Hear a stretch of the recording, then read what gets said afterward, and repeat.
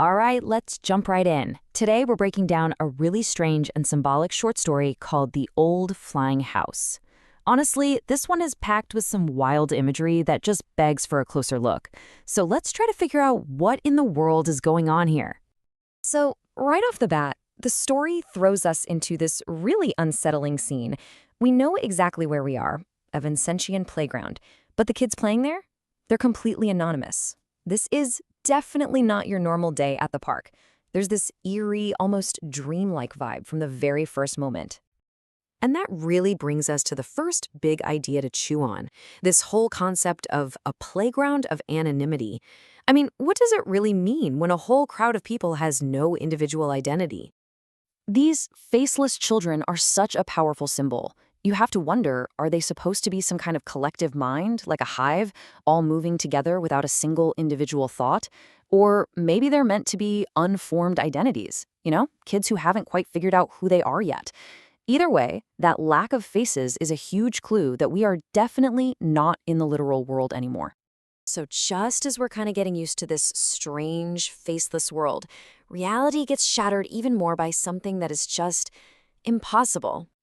And just like that, bam, an old house literally appears out of nowhere, spinning in the sky before it just plops down right in the middle of everything.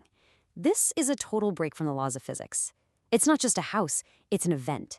It's this magical and maybe kind of creepy intrusion into their world. So how are we supposed to read this thing? What is this house? Is it like a container, a kind of ship for stories and imagination? Or is it a literal escape from reality, a ride to somewhere else? Maybe it's more of a supernatural force, something with a mind of its own. The story never says, but it really makes you wonder, doesn't it? The house doesn't just show up and sit there, though. Nope. Its arrival is followed right away by a very, very strange invitation. And it's delivered by someone you won't forget. Every little detail here is so specific and fascinating. The messenger isn't just a girl, she's an 11-year-old twin. And get this, her left hand is joined to her right hand, which is, physically impossible and super symbolic. She's got a Vincentian accent, which grounds this totally surreal moment in a real place. And the invitation, it's not to come play, it's to come inside and hear stories from some mysterious figures she calls Papa. Which, of course, brings up a pretty big question. What's up with her being conjoined like that? What's that supposed to mean? Is it about duality, a paradox, some kind of perfect closed-off unity? It's a real puzzle right at the heart of the story. And the reaction from the other kids is immediate. They just go for it.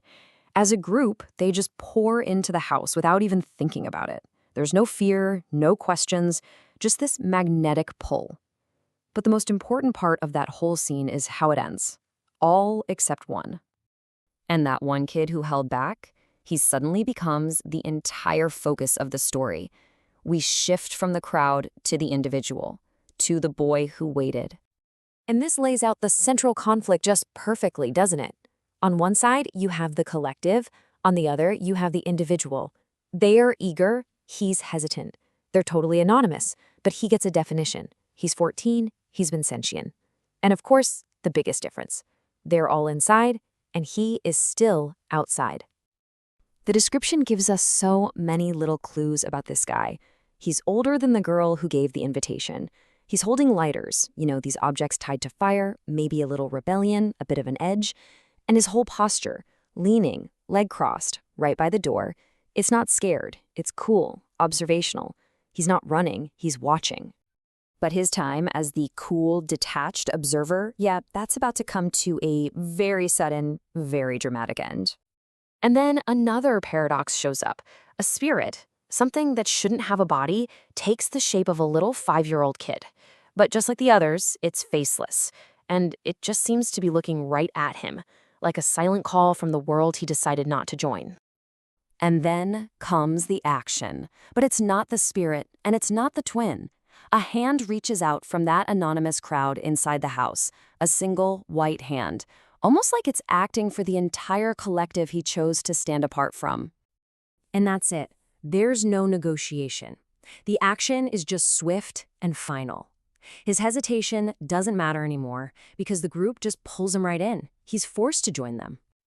And with that one move, it's all over. One, The door slams shut, sealing him inside. 2, the whole house just lifts up and flies away, leaving the playground totally empty, like none of this ever even happened. The end is just as sudden as the beginning. So this right here is the key. It's all about the ambiguity. His fate was sealed in that moment of inaction. I mean, he actively decided not to rush in with everyone else, but he also didn't actively run away. He stayed, he watched, and maybe in doing that, he made his choice without even realizing it. And that leaves us with the story's big, haunting question. Was he just captured, snatched against his will by some weird force? Or by being the only one to stand apart, the only one to actually stop and observe? Was he, in fact, the one they were waiting for all along? Was he chosen? That's the real mystery.